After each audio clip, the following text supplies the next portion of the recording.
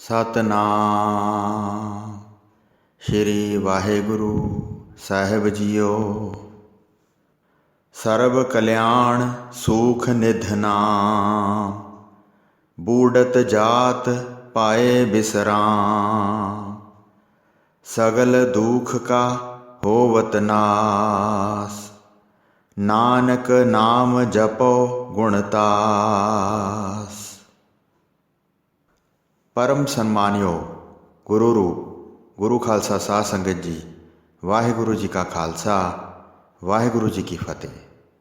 चल रहे लड़ीवार प्रसंग धन धन श्री गुरु नानक देव साहिब जी महाराज जी के अध्याय 46वें विच अज आपां गुरु जी के कामरूप देश पुजण का प्रसंग सरवण करांगे।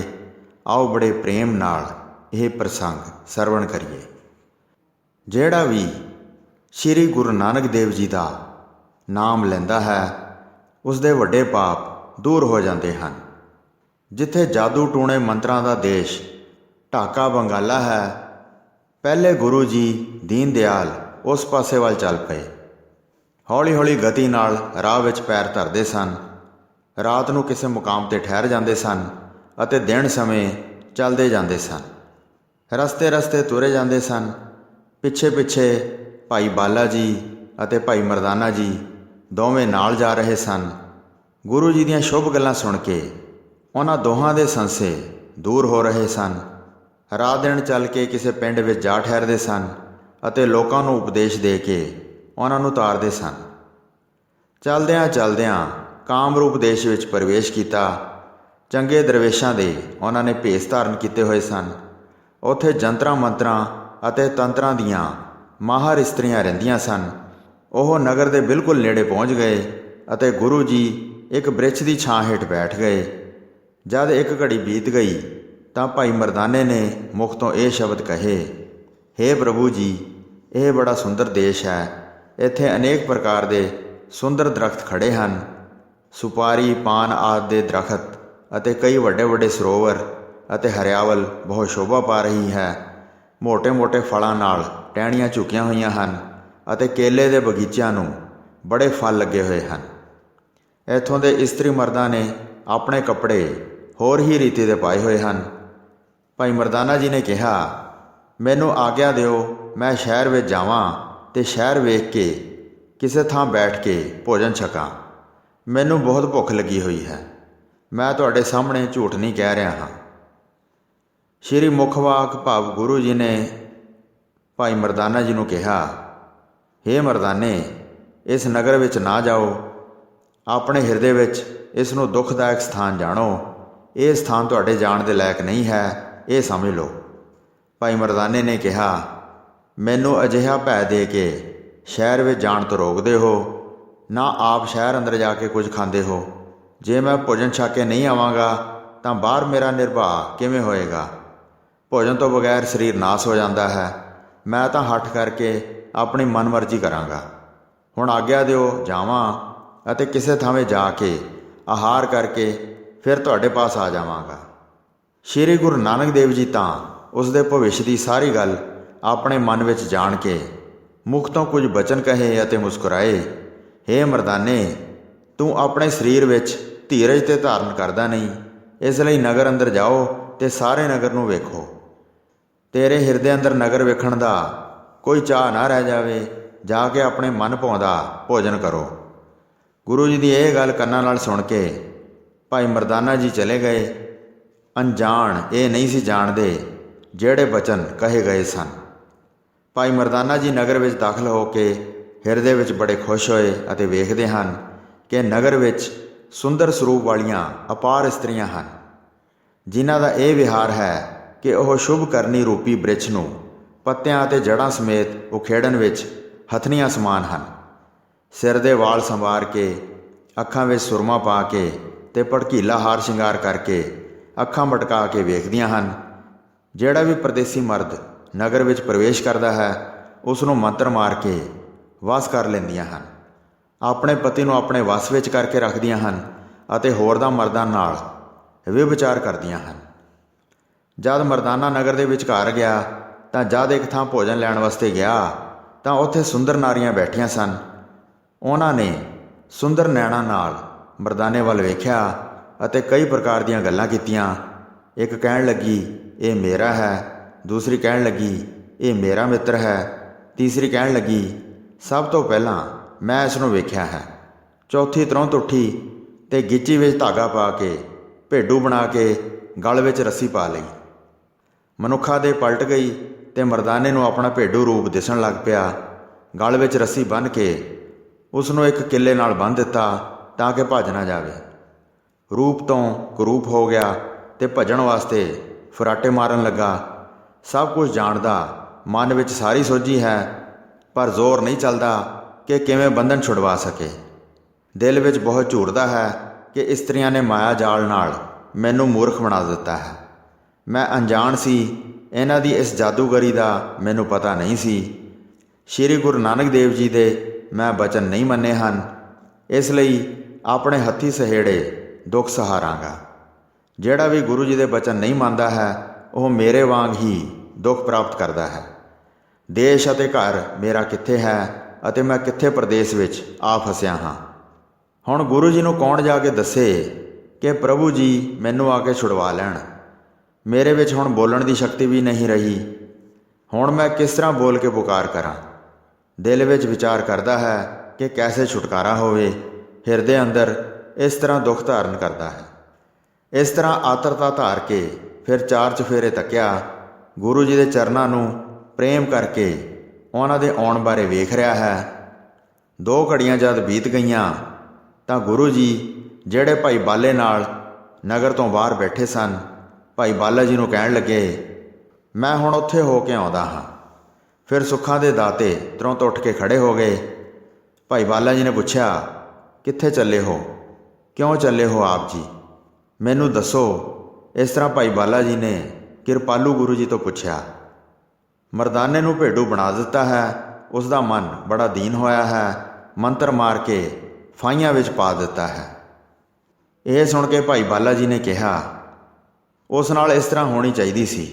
ਹੇ ਕਿਰਪਾਲੂ ਜੀ, ਉਸ ਵੇਲੇ ਤੁਸੀਂ ਬਹੁਤ ਰੋਕਿਆ, ਪਰ ਉਹ ਅਟਕਿਆ ਨਹੀਂ ਅਤੇ ਨਗਰ ਨੂੰ ਚਲਾ ਗਿਆ। ਕੁਝ ਦੇਰ ਉਸ ਨੂੰ ਦੁੱਖ ਪਾਉਣ ਦਿਓ, ਹਾਲੇ ਛੁਡਾਓ ਨਾ, ਤਦ ਉਹ ਮਨ ਵਿੱਚ ਸਮਝੇਗਾ। ਫਿਰ ਉਹ ਕਦੇ ਵੀ ਤੁਹਾਡੇ ਬਚਨ ਨਹੀਂ ਮੋੜੇਗਾ। ਜਿਵੇਂ ਕਹੋਗੇ ਉਸ ਤਰ੍ਹਾਂ ਹੀ ਕਰਨਾ ਉਚਿਤ ਸਮਝੇਗਾ। ਇਸ ਨਾਲ ਉਸ ਨੂੰ ਅਕਲ ਆ ਜਾਏਗੀ। ਗੁਰੂ ਜੀ ਨੇ ਕਿਹਾ, ਭਾਈ ਬਾਲਾ ਜੀ, ਤੁਹਾਡੀ ਵਿਸ਼ਾਲ ਬੁੱਧੀ ਹੈ। ਤੁਹਾਨੂੰ ਇਹ ਸਮਝਣਾ ਚਾਹੀਦਾ ਹੈ ਕਿ ਅਸੀਂ ਉਸ ਨੂੰ ਆਪਣੇ ਨਾਲ ਲਿਆ ਹੈ, ਇਸ ਲਈ ਸਾਨੂੰ ਉਸ ਦੀ ਲਾਜ ਹੈ। ਬਹੁਤ ਭੁੱਖੜ ਸੁਭਾਅ ਹੋਣ ਕਰਕੇ ਉਹ ਧੀਰਜ ਖੋ ਬੈਠਦਾ ਹੈ। ਬਾਕੀ ਤੁਹਾਨੂੰ ਪਤਾ ਹੀ ਹੈ ਕਿ ਸਾਨੂੰ ਉਸ ਨਾਲ ਬਹੁਤ ਕੰਮ ਹੈ। ਉਹ ਹੁਣ ਮੇਰਾ ਸਿਮਰਨ ਕਰਦਾ ਹੈ ਅਤੇ ਬਹੁਤ ਡਰ ਰਿਹਾ ਹੈ। ਚਲੋ ਉਸ ਨੂੰ ਜਾ ਕੇ ਛੁਡਾਈਏ। ਇਹ ਕਹਿ ਕੇ ਪੂਰਨ ਗੁਰੂ ਜੀ ਚੱਲ ਪਏ, ਕਿਉਂਕਿ ਉਹ ਆਪਣੇ ਸੇਵਕਾਂ ਦੇ ਦੁੱਖਾਂ ਨੂੰ ਦੂਰ ਕਰਦੇ ਹਨ। ਗੁਰੂ ਜੀ ਨੇ ਭਾਈ ਬਾਲਾ ਜੀ ਨੂੰ ਆਪਣੇ ਨਾਲ ਲੈ ਲਿਆ ਅਤੇ ਉੱਥੇ ਚਲੇ ਗਏ ਜਿੱਥੇ ਭੇਡੂ ਬਣਾ ਕੇ ਭਾਈ ਮਰਦਾਨੇ ਨੂੰ ਬੰਨ੍ਹਿਆ ਹੋਇਆ ਸੀ। ਗੁਰੂ ਜੀ ਨੂੰ ਦੂਰੋਂ ਵੇਖ ਕੇ ਹੀ ਖੁਸ਼ ਹੋ ਗਿਆ ਅਤੇ ਫੁਰਾਟੇ ਮਾਰ ਕੇ ਖੁਰਾਂ ਨਾਲ ਪ੍ਰਿਥਵੀ ਨੂੰ ਪੁੱਟਣ ਲੱਗਾ। ਮੁਖ ਤੋਂ ਭੈਂ ਭੈਂ ਕਰਦਾ ਸੀ ਅਤੇ ਕੋਈ ਹੋਰ ਵਸ ਨਹੀਂ ਸੀ ਚੱਲ ਰਿਹਾ। ਗੁਰੂ ਜੀ ਦੇ ਕਮਲ ਮੁਖ ਨੂੰ ਨੇਤਰਾਂ ਨਾਲ ਵੇਖ ਕੇ ਖੇਡ ਰਿਹਾ ਹੈ। ਗੁਰੂ ਜੀ ਤਿਸ ਘਰ ਦੇ ਦਰਵਾਜ਼ੇ 'ਤੇ ਜਾ ਕੇ ਖੜ੍ਹੇ ਹੋ ਗਏ। ਗੁਰੂ ਜੀ ਦਾ ਸੁੰਦਰ ਸਰੀਰ ਸੁੰਦਰ ਵਸਤਰਾਂ ਵਾਲੇ ਭੇਸ਼ ਨਾਲ ਬੜਾ ਸਜ ਰਿਹਾ ਹੈ।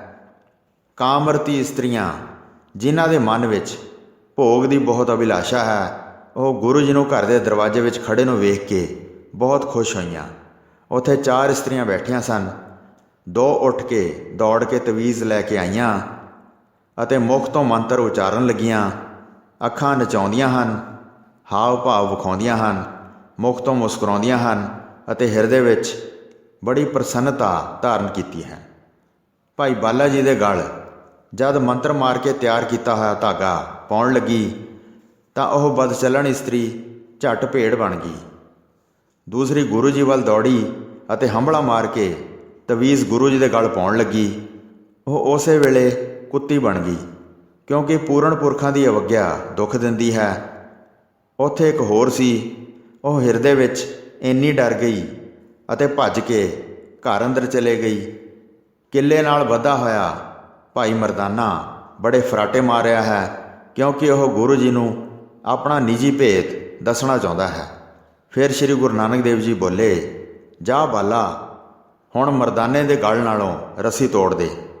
ਆਗਿਆ ਪਾ ਕੇ ਭਾਈ ਬਾਲਾ ਜੀ ਭਾਈ ਮਰਦਾਨਾ ਜੀ ਦੇ ਪਾਸ ਗਏ ਅਤੇ ਜਿਹੜਾ ਤਵੀਜ਼ ਮਰਦਾਨੇ ਦੇ ਗਲ ਵਿੱਚ ਪਿਆ ਸੀ ਉਸ ਨੂੰ ਉਤਾਰ ਕੇ ਨਸ਼ਟ ਕਰ ਦਿੱਤਾ। ਭਾਈ ਮਰਦਾਨਾ ਜੀ ਫਿਰ ਆਪਣੇ ਅਸਲੀ ਮਾਨਵ ਰੂਪ ਵਿੱਚ ਆ ਗਏ ਅਤੇ ਫਿਰ ਝੱਟ ਆ ਕੇ ਉਹਨਾਂ ਨੇ ਪੂਰਨ ਗੁਰੂ ਜੀ ਨੂੰ ਆ ਕੇ ਮੱਥਾ ਟੇਕਿਆ ਅਤੇ ਕਿਹਾ, ਮੈਨੂੰ ਵੱਡੀਆਂ ਬਲਾਵਾਂ ਵਿੱਚ ਲਈ ਫਿਰਦੇ ਹੋ, ਮੇਰਾ ਮਨ ਬੜਾ ਸਿੱਧਾ ਹੈ, ਮੈਂ ਵਲਛਲ ਨਹੀਂ ਜਾਣਦਾ।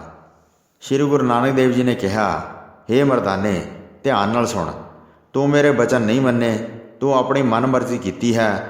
ਗੁਰੂ ਜੀ ਅਜਿਹੇ ਬਚਨ ਕਰ ਰਹੇ ਸਨ ਤਾਂ ਉਸ ਸਮੇਂ ਇਸਤਰੀਆਂ ਦੇ ਪਤੀ ਆਏ। ਦੌੜ ਕੇ ਕੁੱਤੀ ਅਤੇ ਭੇਡ ਉਹਨਾਂ ਪਾਸ ਗਈਆਂ ਅਤੇ ਗੁਰੂ ਜੀ ਵੱਲ ਬਾਰ-ਬਾਰ ਇਸ਼ਾਰੇ ਕਰਕੇ ਦੱਸਿਆ। ਕੁਝ ਬੋਲ ਸਕਦੀਆਂ ਨਹੀਂ ਸਨ, ਇਸ ਲਈ ਇੱਧਰ ਉੱਧਰ ਭੱਜੀਆਂ ਫਿਰਦੀਆਂ ਸਨ ਅਤੇ ਪੂੰਛਾਂ ਹਿਲਾ ਕੇ, ਭੈਂ-ਭੈਂ ਕਰਕੇ ਅਤੇ ਭੌਂ-ਭੌਂ ਕਰਕੇ ਪਤੀਆਂ ਨੂੰ ਸਮਝਾਉਂਦੀਆਂ ਸਨ। ਆਪਣੀਆਂ ਇਸਤਰੀਆਂ ਕੁੱਤੀ ਅਤੇ ਭੇਡ ਬਣੀ ਵੇਖ ਕੇ ਉਹਨਾਂ ਦੇ ਪਤੀ ਸਮਝ ਗਏ ਕਿ ਉਹਨਾਂ ਦੇ ਘਰ ਕੋਈ ਪੂਰਨ ਕਲਾਵਾਨ ਸੰਤ ਆਇਆ ਹੈ। ਇਹਨਾਂ ਨੇ ਕੋਈ ਟੂਣਾ ਕੀਤਾ ਹੈ ਜਿਹੜਾ ਇਹਨਾਂ 'ਤੇ ਪੁੱਠਾ ਪਿਆ ਹੈ। ਇਸ ਲਈ ਕੁੱਤੀ ਅਤੇ ਭੇਡ ਬਣ ਕੇ ਬੜਾ ਦੁੱਖ ਪਾਇਆ ਹੈ। ਇਹ ਸੰਤ ਮਹਾਤਮਾ ਚਲੇ ਨਾ ਜਾਣ, ਇਸ ਲਈ ਕੋਈ ਉਪਾਅ ਕਰਨਾ ਚਾਹੀਦਾ ਹੈ ਤਾਂ ਕਿ ਸਾਥੋਂ ਜੋ ਭੁੱਲ ਹੋ ਗਈ ਹੈ ਉਸ ਨੂੰ ਬਖਸ਼ਾ ਲਿਆ ਜਾਵੇ। ਦੋਵੇਂ ਭੱਜ ਕੇ ਭਾਈ ਬਾਲਾ ਜੀ ਦੇ ਪੈਰੀ ਪੈ ਗਏ ਅਤੇ ਆ ਕੇ ਬਹੁਤ ਬੇਨਤੀਆਂ ਅਤੇ ਵਡਿਆਈਆਂ ਕੀਤੀਆਂ। ਭਾਈ ਬਾਲਾ ਜੀ ਨੇ ਕਿਹਾ, ਮੇਰੀ ਗੱਲ ਸੁਣੋ, ਦੋਵੇਂ ਹੱਥ ਜੋੜ ਕੇ ਗੁਰੂ ਜੀ ਦੇ ਪਾਸ ਜਾਓ। ਤੁਸੀਂ ਜਿਹੜੀ ਐਡੀ ਵੱਡੀ ਗਲਤੀ ਕੀਤੀ ਹੈ ਉਸ ਦੇ ਬਖਸ਼ਣਹਾਰ ਉਹੀ ਹਨ।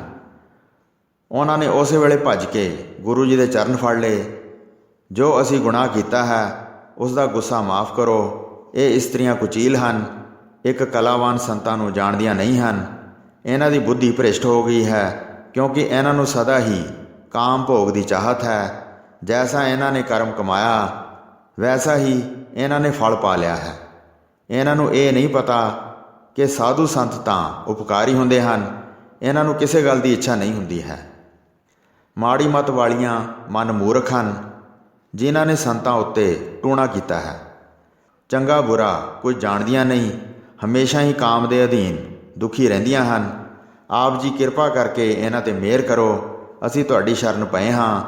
ਮਾਨਵੀ ਦੇ ਇਹਨਾਂ ਦੀ ਕਰੋ, ਅਸੀਂ ਆਪ ਜੀ ਨੂੰ ਪ੍ਰਭੂ ਜਾਣਿਆ ਹੈ।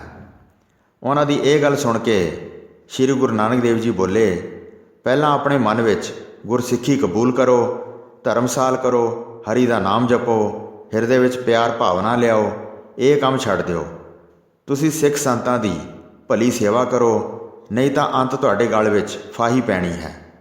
ਗੁਰੂ ਜੀ ਦੀ ਇਹ ਗੱਲ ਸੁਣ ਕੇ ਸਾਰੇ ਦੀਨ ਹੋ ਕੇ ਬੋਲੇ, ਤੁਹਾਡੀ ਆਗਿਆ ਤੋਂ ਬਿਨਾਂ ਅਸੀਂ ਕੁਝ ਨਹੀਂ ਕਰਾਂਗੇ ਅਤੇ ਤੁਹਾਡੇ ਅਨੁਸਾਰ ਹੀ ਰਹਾਂਗੇ। ਇਹਨਾਂ ਖੋਟੀਆਂ ਨਾਰਾਂ ਨੇ ਜਿਹੜੀ ਵਿਵਚਾਰ ਦੀ ਚਾਲ ਅਪਣਾਈ ਹੈ ਉਸ ਨੂੰ ਬਹੁਤ ਦੁਖਦਾਈ ਆਪਣੇ ਮਨ ਵਿੱਚ ਜਾਣੋ। ਤੁਸੀਂ ਅਧੀਨ ਹੋਏ ਅਤੇ ਫਿਰ ਤੁਸੀਂ ਬੇਨਤੀ ਕੀਤੀ ਹੈ, ਇਸ ਲਈ ਇਹਨਾਂ ਦੇ ਨਾਰ ਤਨ ਹੋਏ ਪਰ ਮਾਣ ਲਓ। ਗੁਰੂ ਜੀ ਦੇ ਇਸ ਤਰ੍ਹਾਂ ਕਹਿੰਦਿਆਂ ਹੀ ਉਹਨਾਂ ਇਸਤਰੀਆਂ ਦੀ ਦੇਹ ਪਹਿਲਾਂ ਵਾਂਗ ਹੋ ਗਈ। ਗੁਰੂ ਜੀ ਦਾ ਰੂਪ ਵੇਖ ਕੇ ਫਿਰ ਉਹਨਾਂ ਨੇ ਬਹੁਤ ਪਛਤਾਵਾ ਕੀਤਾ। ਕਿਰਪਾ ਨਿਧਾਨ ਗੁਰੂ ਜੀ ਉੱਥੇ ਰਹੇ। ਜਦ ਰਾਤ ਪਈ ਤਾਂ ਸੁੱਖ ਨਾਲ ਸੌਂ ਗਏ, ਜਿਨ੍ਹਾਂ ਨੂੰ ਕਿਸੇ ਥਾਂ ਦਾ ਵੀ ਡਰ ਨਹੀਂ ਹੈ। ਸਵੇਰ ਹੋਈ, ਸ਼ੰਖ ਦੀ ਧੁਨ ਦੀ ਆਵਾਜ਼ ਹੋਈ। ਰਾਤ ਬੀਤੀ ਤਾਂ ਸੁੱਖਾਂ ਦੇ ਸਾਗਰ ਭਾਵ ਗੁਰੂ ਜੀ ਜਾਗ ਪਏ। ਆਪਣੇ ਆਪ ਫਿਰ ਮਾਨਵ ਜਾਣ ਕੇ ਜਾਦੂਗਰ ਇਸਤਰੀਆਂ ਅਤੇ ਹੋਰ ਮਰਦ ਦਿਲ ਵਿੱਚ ਬਹੁਤ ਖੁਸ਼ ਹੋ ਕੇ ਭੇਟਾ ਲੈ ਕੇ ਹਾਜ਼ਰ ਹੋਏ। ਗੁਰੂ ਜੀ ਨੇ ਉਹਨਾਂ ਨੂੰ ਚਰਨਾਂ ਦੀ ਪਹੁਲ ਦੇ ਕੇ ਕਿਰਤਾਰਥ ਕੀਤਾ ਅਤੇ ਉਹ ਪਾਪਹੀਨ ਹੋ ਕੇ ਵੱਡੇ ਵਡਭਾਗੀ ਹੋ ਗਏ। ਉੱਥੇ ਇੱਕ ਵੱਡੀ ਧਰਮਸ਼ਾਲਾ ਬਣਾਈ ਗਈ ਅਤੇ ਸਾਰੇ ਦਿਆਲੂ ਗੁਰੂ ਜੀ ਦੀ ਕੀਰਤੀ ਵਿੱਚ ਰੰਗੇ ਗਏ। 5 ਦਿਨ ਉੱਥੇ ਰਹੇ ਅਤੇ ਸਾਰੇ ਪਾਪਾਂ ਦਾ ਨਾਸ਼ ਕੀਤਾ ਅਤੇ ਫਿਰ ਇਹ ਬਚਨ ਕਹੇ, ਹੁਣ ਅਸੀਂ ਅੱਗੇ ਜਾਵਾਂਗੇ। ਉੱਥੇ ਦੇ ਵਸਨੀਕਾਂ ਨੇ ਇਕੱਠੇ ਹੋ ਕੇ ਬੇਨਤੀ ਕੀਤੀ ਅਤੇ ਕਿਹਾ, ਇਹ ਥਾਂ 'ਤੇ ਤੁਹਾਡੀ ਬਹੁਤ ਕਿਰਪਾ ਹੋਈ ਹੈ। ਮਾੜੀ ਮੱਤ ਵਾਲਿਆਂ ਨੂੰ ਤੁਸੀਂ ਮੁਕਤੀ ਦਾ ਰਾਹ ਵਿਖਾਇਆ ਹੈ। ਤੁਸੀਂ ਸੁੱਖਾਂ ਦੇ ਦਾਤੇ ਪ੍ਰਭੂ, ਮੁਕਤੀ ਦਾਤੇ ਅਤੇ ਉਦਾਰ ਚਿੱਤ ਹੋ। ਇੱਥੇ ਕੁਝ ਦਿਨ ਹੋਰ ਰਹੋ। ਤੁਸੀਂ ਹੀ ਜਗਤ ਵਿੱਚ ਸ੍ਰੇਸ਼ਟ ਹੋ ਅਤੇ ਮੁਕਤੀ ਕਰਨ ਵਾਲੇ ਹੋ। ਗੁਰੂ ਜੀ ਨੇ ਕਿਹਾ, ਸਦਾ ਵਾਹਿਗੁਰੂ ਨਾਮ ਦਾ ਸਿਮਰਨ ਕਰੋ ਅਤੇ ਅਰਦਾਸ ਕਰਕੇ ਕੜਾਹ ਪ੍ਰਸ਼ਾਦ ਵਰਤਾਓ। ਹਰੀ ਦੀ ਕੀਰਤੀ ਦੀ ਪ੍ਰੀਤ ਹਿਰਦੇ ਵਿੱਚ ਧਾਰਨ ਕਰੋ। ਸਭ ਮਨੋਕਾਮਨਾਵਾਂ ਪੂਰੀਆਂ ਹੋਣਗੀਆਂ।